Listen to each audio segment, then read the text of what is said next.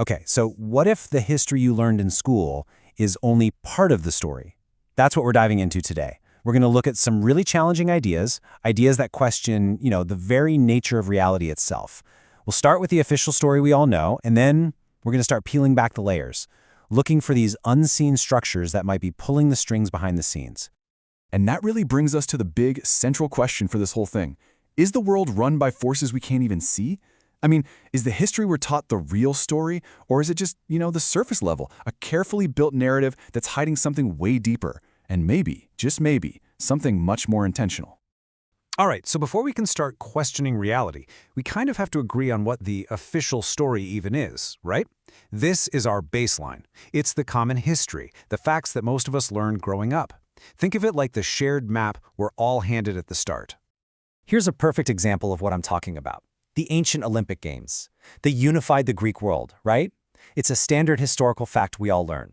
It's clean, it makes perfect sense, and it fits so neatly into that big, tidy story of Western civilization. This is our solid ground. This is the agreed-upon map. But what happens when someone comes along and tells you that map isn't just missing a few roads, but that it was designed to get you lost on purpose? Okay, so now we're going to pivot away from that official story, because this next part is all about sources that claim there is a hidden hand at play. These powerful, unseen forces that are pulling the strings and shaping the world to benefit themselves. And boom, here's the first major crack in that official narrative. This quote from Eustace Mullins, it's just a staggering claim. He's saying the Cold War, one of the biggest conflicts of the 20th century, wasn't a real ideological fight. He says it was a manufactured conspiracy, a hoax, and according to him, the whole point was just to keep everyone scared and to keep the war economy humming along forever. And this number, it really shows you the stakes. $5 trillion. That's what Mullins claims was spent on quote-unquote national defense right after World War II. He's not saying this is the cost of freedom. Nope. He's saying this is the price tag for the lie itself. A massive debt built on a threat that in his view was completely made up. And look, this idea isn't just about the Cold War. Another author, Anthony Sutton, he takes this even further. He argues that this is a pattern. His whole thesis is that wars like Korea and Vietnam were designed from the start to be, and I'm quoting him here, meaningless, meandering, no-win wars. So from this point of view, the goal was never to win. The goal was to keep the fighting going to generate huge contracts for weapons, a cycle of endless war for endless profit.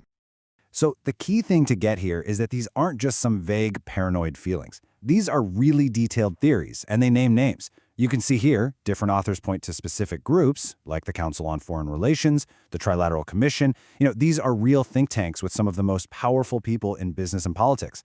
And in these theories, these groups are the vehicles for all this hidden influence. The common thread in all of this, the idea of a powerful financial elite basically running the world from the shadows.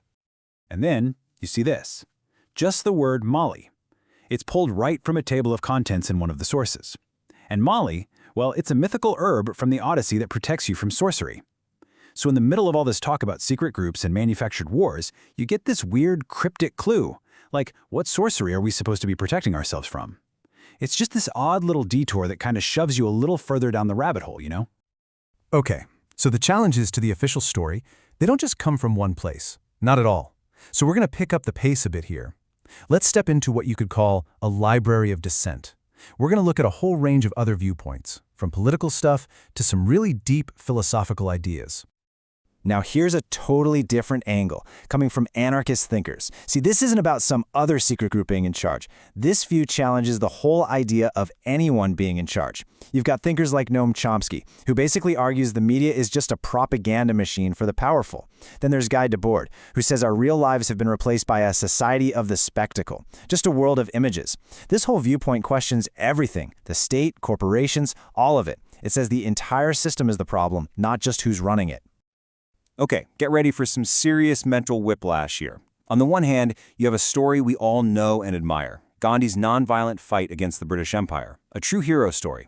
But then, on the other hand, from the exact same time period, you have this claim that Wall Street was busy funding the rise of both the Soviets and the Nazis.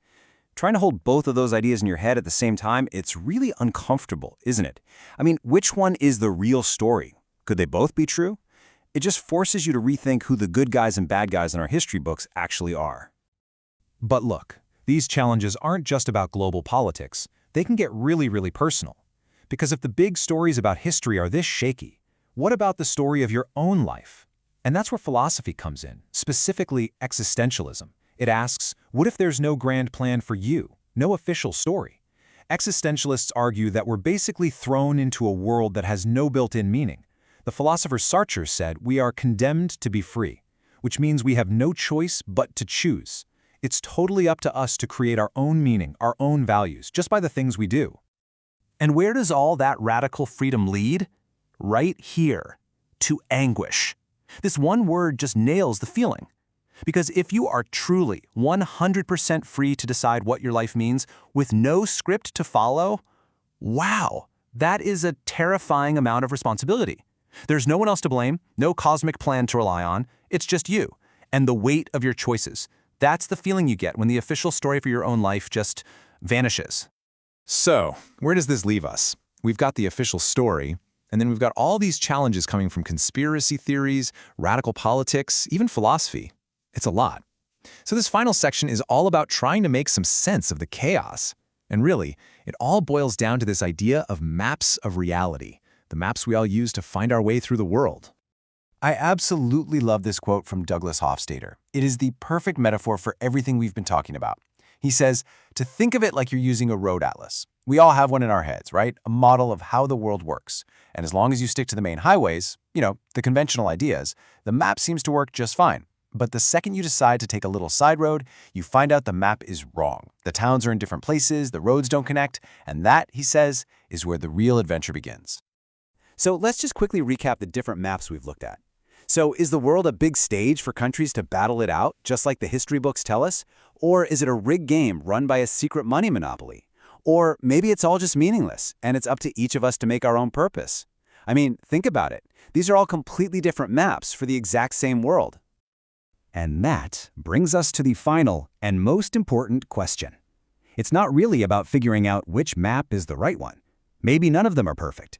The real challenge, and this is the question I want to leave you with, is this. If every book, every source, every idea is giving you a different, conflicting map, then how do you navigate the territory? How do you find your own way?